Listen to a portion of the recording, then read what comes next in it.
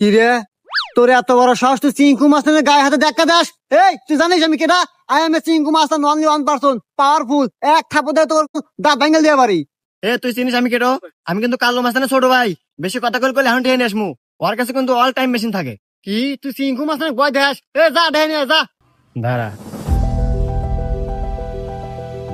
কিরে, এই হুমন্দি মারছে তো? হ্যাঁ ভাই।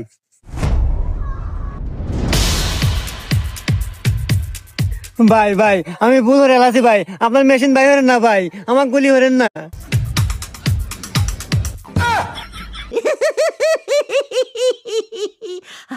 আচ্ছা ভাই, আপনি এই মেশিন বানালেন কি করে?